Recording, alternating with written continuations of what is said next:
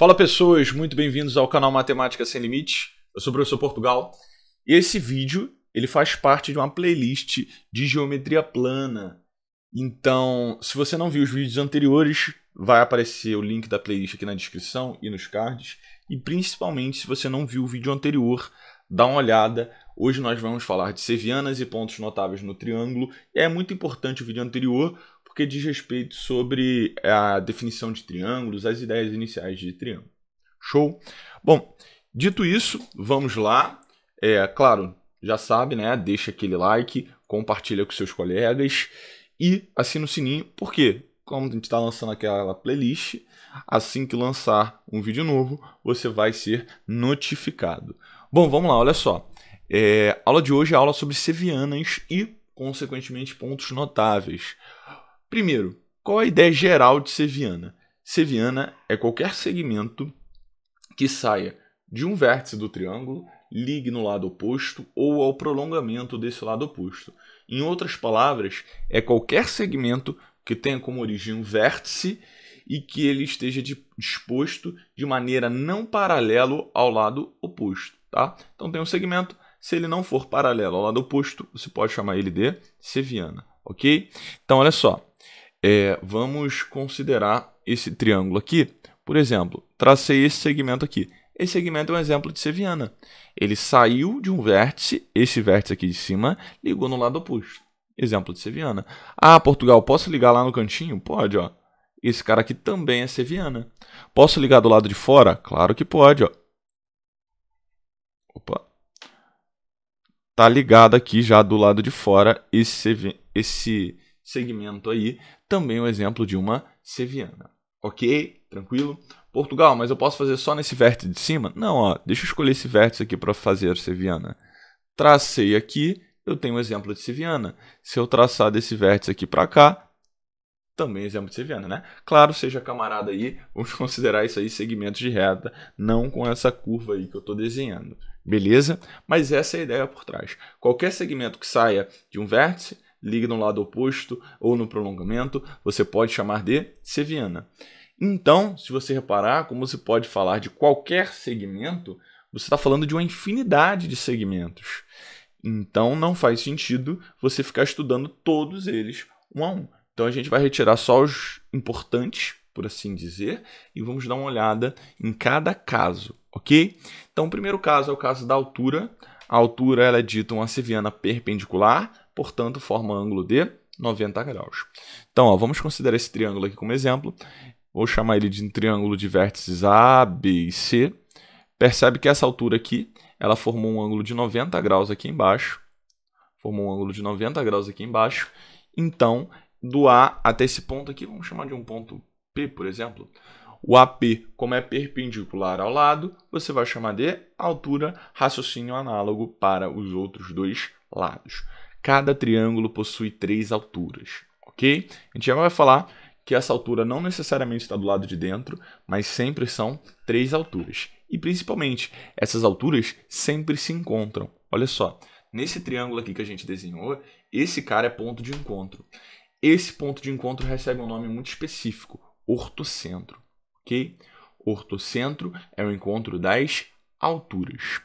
Bom, eu falei que essa altura não necessariamente está do lado de dentro, mas aí fica a pergunta: como que eu sei se ela está do lado de dentro ou do lado de fora, ou coincidindo com um dos lados? Você só precisa olhar para os ângulos da base. Se você tem um triângulo em que os ângulos da base são agudos, olha só, nesse triângulo aqui, esses dois ângulos aqui são agudos, então essa altura aqui, relativa à base, vai estar no interior do seu triângulo.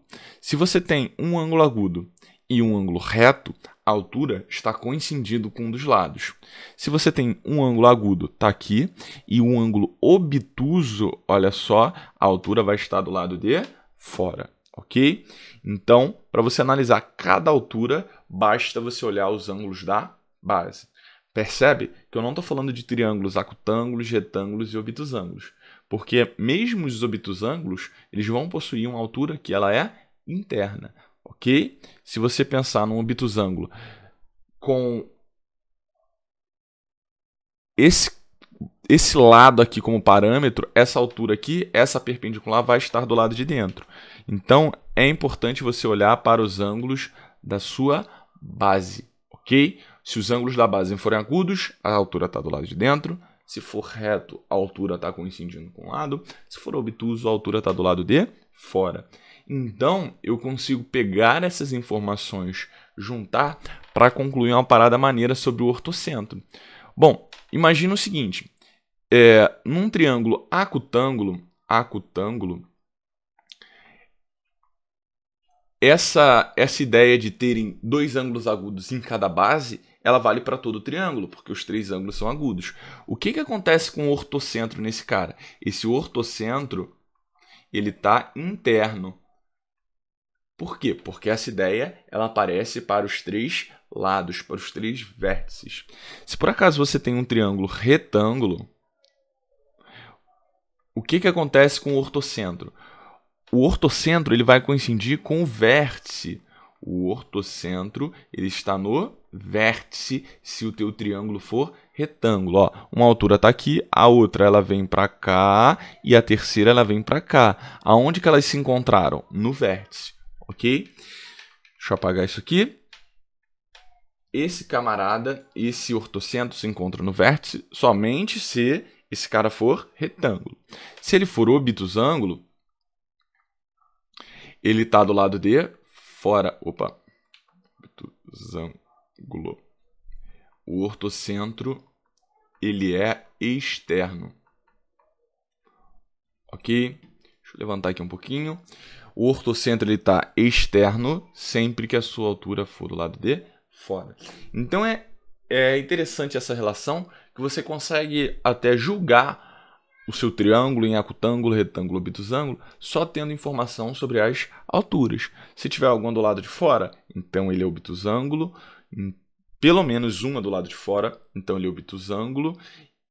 Se ele tem todas as alturas no interior desse triângulo, então ele é acutângulo. Se alguma das alturas coincide com o lado, então ele é retângulo, ok? Vale um comentário muito importante a respeito de alturas, que é o seguinte. Quando você traça as três alturas, esses pontos aqui de encontro entre as alturas são chamados de pés das sevianas. Nesse caso ali, pés das alturas. Esse triângulo aqui que é formado, se você unir esses três pés das alturas, ele recebe o nome de triângulo órtico, ok? Ouviu falar de triângulo órtico? Você está falando de um triângulo formado pelos pés das alturas. Esse triângulo órtico ele só faz sentido se teu triângulo for acutângulo ou obtusângulo. Tranquilo? Próxima seviana importante é a mediana. A mediana, ela divide o lado oposto ao meio. Divide o lado ao meio, ok? A princípio, ela não tem nenhuma relação com a altura, nem com a bissetriz, que a gente já vai falar. Ela não tem nenhuma relação direta. Vai depender de alguns casos específicos, ok? Mas vamos lá. Ó, tracei a mediana.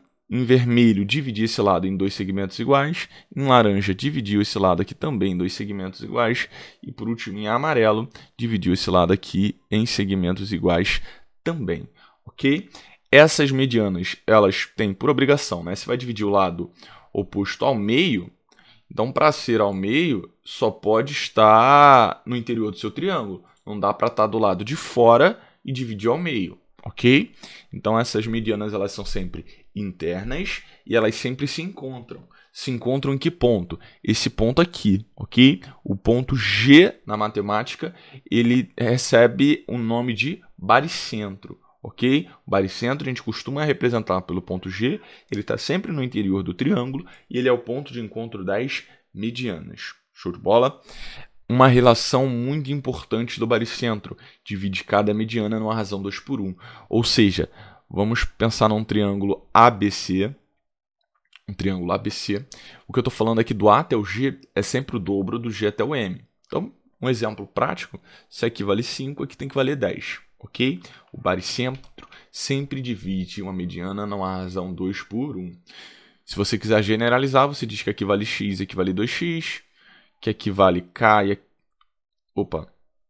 que aqui vale K e aqui vale 2K, que equivale y e equivale 2y. Do baricentro até o vértice é sempre o dobro do baricentro até o ponto médio, ok? Próximo, camarada, é a bissetriz interna.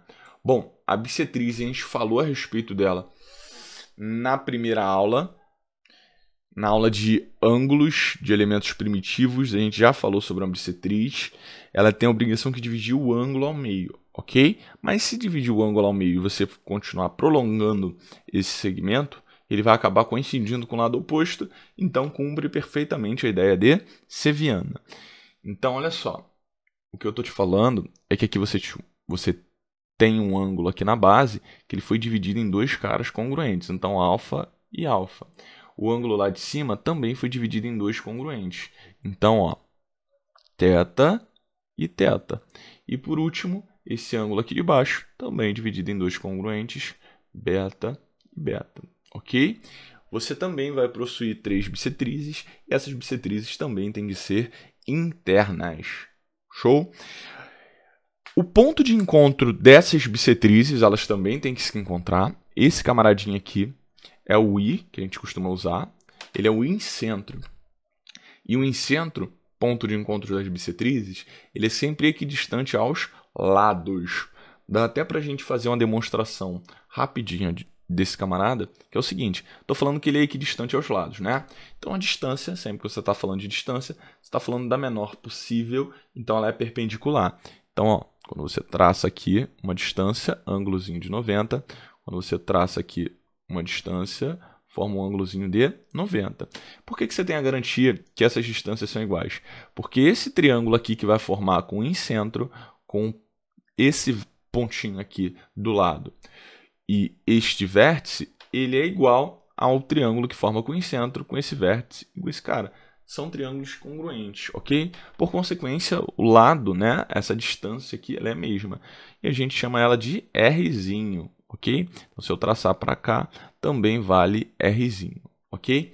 Em outras palavras, deixa eu apagar isso aqui para o nosso desenho não ficar poluído.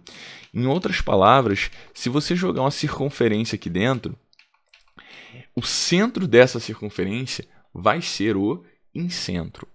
Todo triângulo ele é inscritível e circunscritível. Então, ó, jogar uma circunferência aqui, um projeto de circunferência, pelo menos, ok? O centro dessa circunferência tem que ser o incentro. Todo triângulo é inscritível e circunscritível. Então, vale essa relação. Show de bola? Bom, vamos fazer uma observação a respeito dessas três sevianas que a gente já estudou em casos particulares do triângulo isósceles e do triângulo equilátero. Bom, no triângulo isósceles, os dois ângulos da base são iguais. Então, ó, esse ângulo aqui eu vou chamar de laranja é igual a esse ângulo aqui que eu vou chamar de laranja. E aí essa seviana aqui que eu tracei, vamos, por exemplo, considerar que seja a altura. Ok?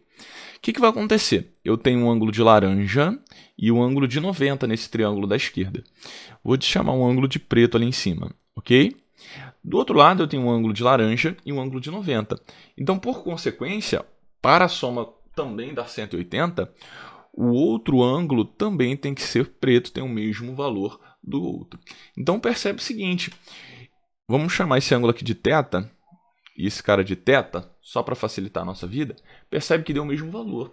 Então, aquela altura, ela assume também o papel de bissetriz, ok? E aí, o que vai acontecer? Esse triângulo da direita vai ser igual ao triângulo da esquerda. Então, esse segmento aqui é igual a esse segmento aqui. Portanto, é também uma mediana. Então, num triângulo isósceles, sempre que você traça a altura relativa à base, ela também é bissetriz relativa à base, ela é também mediana relativa à base. Show de bola? O que vai acontecer no triângulo equilátero? No triângulo equilátero, você vai poder aplicar essas relações nos três vértices. Então, olha só. Como eu tenho três ângulos de 60, eu não preciso dar nomes bonitinhos, né? Dá para chamar de 60. Chamar de alfa, θ, não precisa. Vamos chamar de 60, porque eu já sei que vale 60, a gente viu na aula passada. Bom, 60 e 90, o ângulo aqui de cima tem que ser 30. E aqui tem que ser 30. Isso aí, a gente também pode até usar a ideia que era bissetriz no anterior, ok? Bom, o que vai acontecer se eu traçar uma nova altura aqui? Ó, Estou traçando esta nova altura aqui. Esse 60 que eu apresentava aqui embaixo, ele parou de existir, porque ele foi separado em dois ângulos agora de 30. Esse ângulo aqui vale 30, esse ângulo aqui também vale 30. Pelo mesmo conceito, né? A altura vai ser também bissetriz, também vai ser mediana. Então, olha só, esse ponto aqui, ele não é o encontro das alturas, então ele é ortocentro. Mas ele também não é o encontro das bissetrizes, então ele é um incentro. Mas ele também não é o encontro das medianas, então ele é o baricentro. Então, o que acontece? No triângulo equilátero, não só essas medianas, alturas e bissetrizes são coincidentes, como os pontos notáveis também são. O ortocentro coincide com o incentro, que coincide com o baricentro. Ok? Se teu triângulo for retângulo, aí a gente tem uma relação muito interessante, e aí eu vou precisar de uma ideia de circunferência, que aí eu vou explicar aqui a respeito, mas a gente vai entender melhor quando a gente falar de circunferência um pouquinho mais na frente. Que é o seguinte, todo triângulo, eu já falei que ele é inscritível e circunscritível. Então eu vou jogar uma circunferência do lado de fora, ok? Esse triângulo. Tem que tocar nos vértices, mas essa aqui é a ideia, tá? Vamos ser camaradas com o professor aqui e vamos considerar que isso aí é uma circunferência, ok? Ó, melhorou um pouquinho. Bom, quando a gente for falar de circunferência, eu vou mostrar para vocês o quê?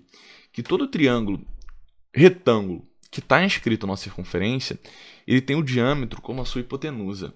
Então, olha só, como esse triângulo é retângulo, esse cara é diâmetro. E aí, quando tu traça a mediana não divide exatamente ao meio. Então, a mediana toca exatamente no centro dessa circunferência. Então, daqui para cá vale raio, daqui para cá vale raio, e daqui para cá vale raio dessa circunferência circunscrita. Então, se o teu triângulo for retângulo, percebe só, duas relações muito importantes. A primeira é uma constatação que se você traça a mediana de um triângulo retângulo, você acabou gerando dois triângulos isósceles. Esse triângulo aqui, ele tem dois lados medindo R, portanto ele é isósceles. Esse triângulo aqui também tem dois lados medindo R, portanto ele também é isósceles, ok? Mas eu acho que o mais importante é constatar o seguinte. Essa hipotenusa aqui valia o quê? 2R, né? Até aqui, valia 2R. Quanto vale esse cara? R. Então, olha só, sempre que você traçar uma mediana relativa à hipotenusa de um triângulo retângulo, essa mediana mede metade da hipotenusa. Exemplo, tem um triângulo retângulo em que a hipotenusa vale 12. Ó, questão veio aqui e te deu que isso aqui tudo vale 12. Quanto vale essa mediana? Essa mediana tem que valer 6. Essa mediana vale sempre a metade. Show de bola? Tranquilo? Para finalizar, nós temos as mediatrizes. E aí a mediatriz a gente fala por último, porque ela não é uma seviana, mas aí o estudo dela acaba se relacionando com esses caras, porque ela tem um ponto notável também, ok? Mediatriz é uma reta que tem que ser perpendicular ao ponto médio. Então, ó, vamos pegar esse triângulo ABC aqui, e aí vou considerar esse ponto aqui como sendo o ponto médio de um dos lados, do lado AC no caso, né? Se esse cara for perpendicular, esse segmento aqui, essa reta for perpendicular, então ela assume a ideia de mediatriz, ok? Bom, aqui também é ponto médio e perpendicular, aqui também é ponto médio e perpendicular. Então, eu tenho três mediatrizes também num triângulo e elas sempre se encontram. Esse aqui é o encontro das mediatrizes. Essas mediatrizes elas se encontram no circuncentro, ok? E o circuncentro é equidistante aos lados, aos vértices desse triângulo. Então, olha só, se eu traçar esse cara para cá, eu posso chamar de Rzão agora. Se eu traçar esse cara para cá, eu posso chamar de Rzão e aqui de Rzão.